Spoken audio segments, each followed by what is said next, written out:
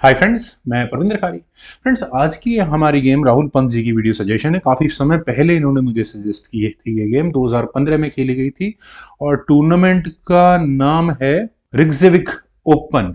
और यहाँ खेलने वाले खिलाड़ी हैं गुदमुंदुर कर्तनसन वर्सेस डेनियल नार्दोस्की। फ्रेंड्स, शुरू करता हूँ डायरेक्टली इस गेम को। बड़ी ही मुझे अच्छी गेम लगी और मैं कहूँगा कि पेशेंस वाली गेम है। यहाँ पर नाइट F3 के साथ यहाँ पहले गुदमुंदुर का पहला मूव आया, D5 का रेस्पॉन्स दिया, यहाँ डेनियल ने दिया। देन खेला गया D4, night F6, C4, okay, E6, तो queen's gambit decline variation after knight C3, bishop B4, knight हो चुका है पिन, तो A3 डिसाइड करो बिशप के साथ क्या करना है। तो bishop takes C3 check, B takes C3, D takes C4, और यहाँ पहले आई चेक क्वीन से और चेक देकर यहाँ ठीक है पॉन को लेने की तैयारियां हैं, लेकिन नाइट बीच में लगा और मेरे ख्याल से तो क्वीन टेक्स C4 करना चाहिए था, ब्लैक कैसल कर लेता, आगे दोनों खिलाड़ी अपनी अपनी गेम डेवलप करते, लेकिन यहाँ खेला गया G4 का। अब फ्रेंड्स G4, अब ये थोड़ा समझ में नहीं आ रहा है। नाइट टेक्स G4 होता है तो रुक G1 आता है और उसके बाद हाँ रुक जरूर पहुंचता है डेंजरस स्क्वायर पर, लेकिन यहां पहले खेला गया A6। अभी ना पॉन को लिया गया, ना ही यहां व्हाइट को लेना है तो ले लेगा, पहले G5 किया गया। G5 होने के बाद नाइट पर अटैक बना, लेकिन उससे पहले यहां पर डेनियल ने अपने बी पॉन को आगे पुश करके पहले क्वीन पर अटैक बनाया। पॉन का लॉस तो हो चुका है कर यहाँ पर व्हाइट को। क्वीन गई C2 स्क्वायर पर, देन खेला गया night D5। Night D5 square पर आने के बाद हुआ E4, नाइट पर अटैक, और अब ये नाइट गया E7 स्क्वायर पर, देन खेला गया H4, बिशप आया B7 स्क्वायर पर। थोड़ा डेंजरस तो हो सकता है, लेकिन H5 फ्रेंड्स, ये पॉन पुश करना इमीडिएटली थोड़ा मुझे समझ में नहीं आया, हो सकता है कोई मुझसे गलती हो रही हो। यहाँ पहले खेला गया C5, सेंटर का पॉन आराम से डिस्टर्ब होता है। यहाँ पर H6 तो देखिए वर्क करता नहीं, क्योंकि G6 खेला जाएगा, पॉन लॉक हो जाएंगे, फायदा क्या है आगे चलने का। खैर, यहाँ खेला गया रुक H4। अब रुक के H4 स्क्वायर पर आने से सॉल्व क्या होता है, क्या स्ट्रेटेजी बनती है, श्योर नहीं हूं मैं। C takes D4, C takes D4, knight यहाँ गया C6 स्क्वायर पर, और नहीं, पॉन के साथ अभी फिलहाल इशू नहीं है। बिशप आया B2 स्क्वायर पर, और मेरे ख्याल से ब्लैक के पास समय था कैसल करने का, लेकिन यहाँ पहले ई पॉन को आगे पुश कर दिया गया, और ई पॉन आगे पुश होने के बाद क्यों नहीं यहाँ पॉन एक कदम और आगे पुश हो जाता। अगर यहाँ D5 हो जाए तो दिक्कत क्या है, लेकिन पता नहीं क्यों व्हाइट ने यहाँ डी टेक C5 को चुना। नाइट गया C5 स्क्वायर पर, पॉन को तो जब चाहेंगे जब ले लेंगे, लेकिन अपने डेवलपमेंट को और एडवांस करो। अब यहाँ से नाइट कहाँ कहाँ जा सकता है वो भी देखेंगे। खैर, मैं रुक D1 सोच रहा हूँ मेरे दिमाग में, क्योंकि मुझे यहाँ पर ये क्वीन पर अटैक बनता हुआ, अरे यार उसमें दिक्कत ये है कि गेम में ऐसे ही खेला गया था, क्वीन A5 चेक होगा।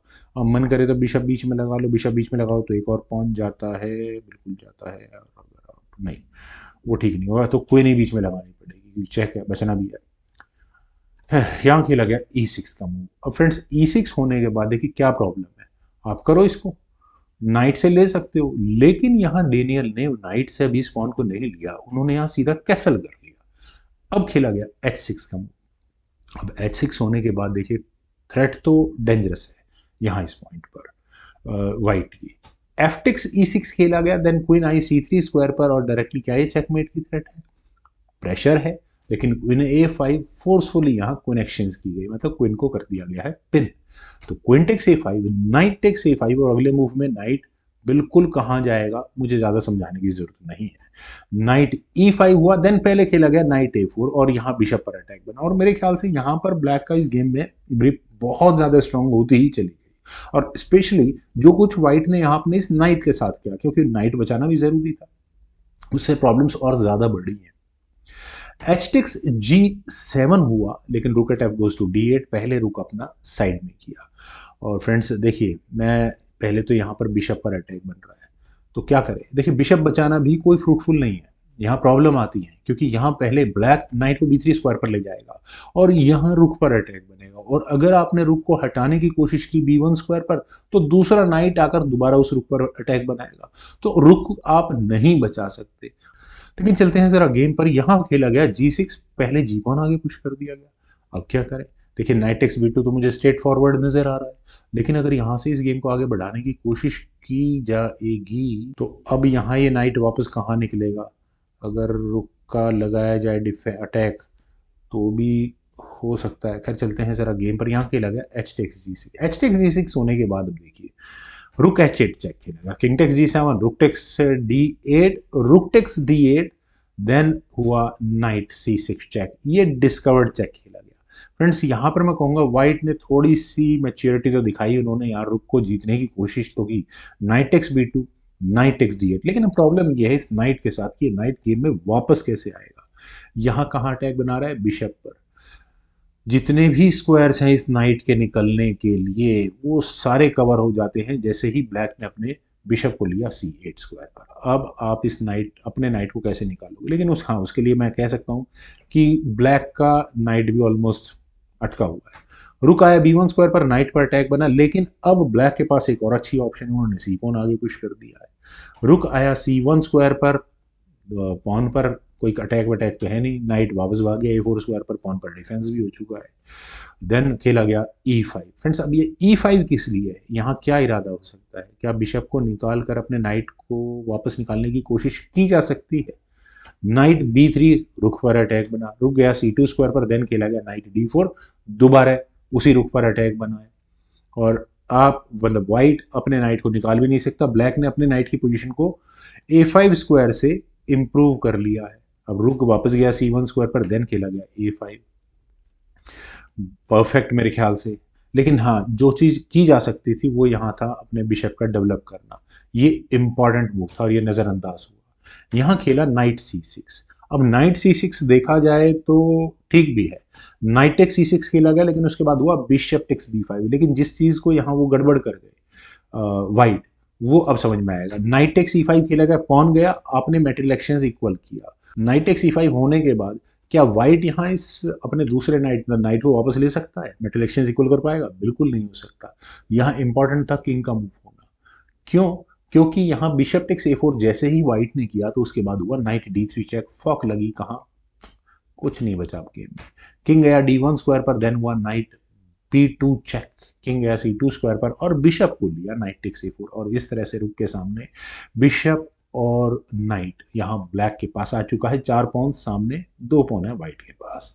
किंग गया B3 स्क्वायर पर, नाइट पर अटैक बनाने के लिए, बिशप D7, उसका डिफेंस हो चुका है। एग्जैक्टली रुक टेक्स C3 लगता है कि कर लेना चाहिए था, लेकिन यहाँ खेला गया रुक D1। देखिए रुक D1 भी वर्क नहीं करने वाला। आप यहाँ बिशप को लेने का थ्रेट दे रहे हैं, चेक आ रही है वो बात अलग है, लेकिन ब्लैक का नाइट क्या करने वाला है।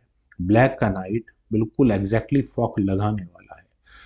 यहाँ किंग F6 किया ब्लैक ने, क्योंकि अगर यहाँ रुक टेक्स D7 किया गया तो night C5 check, king takes C3 और बिल्कुल रेजिग्नेशन यही हो जाएगा। तो रुक गया H1 स्क्वायर पर, अब तो सिर्फ हाथ पैर मारने वाली बात है। बिशप C6, रुक पर अटैक बना, रुक H7 हो गया, देन हुआ किंग E5। अब ब्लैक अपने किंग की पोजीशन को, वैसे तो बिशप भी है यहाँ, नहीं बिशप अपने नाइट को निकालना पड़ेगा ना, ओ ठीक है। यानी कि किंग का पहुंचना वो ज़्यादा इंपॉर्टेंट है, लेकिन किंग पहुंचेगा कैसे, प्रॉब्लम तो यही है ना। रुक गया A7 स्क्वायर पर, क्या यहाँ पॉन को लेने की कोई बात हो रही है क्या, नहीं बिल्कुल नहीं। किंग D4, मेरे ख्याल से इसी पॉइंट पर रेजिग्नेशन आ सकता था, लेकिन व्हाइट ने किसी तरह से, ज़्यादा टाइम खत्म हो गया है जो भी हुआ। रुक C7 किया और उस मूव के बाद, रुक C7 के बाद फाइनली यहाँ रिजाइन करना पड़ गया गुदमुंदुर को। वेल फ्रेंड्स, मैंने कहा ना शुरू में कि बड़े पेशेंस वाली गेम थी। उम्मीद है आप सभी लोगों को भी ये मेरी छोटी सी प्रेजेंटेशन जरूर पसंद आई होगी। तो आप लोग वीडियो को लाइक, शेयर, यूट्यूब चैनल को प्लीज सब्सक्राइब जरूर करें। कमेंट सजेशन मुझे बेहद इंतजार रहेगा। Thank you for watching and bye.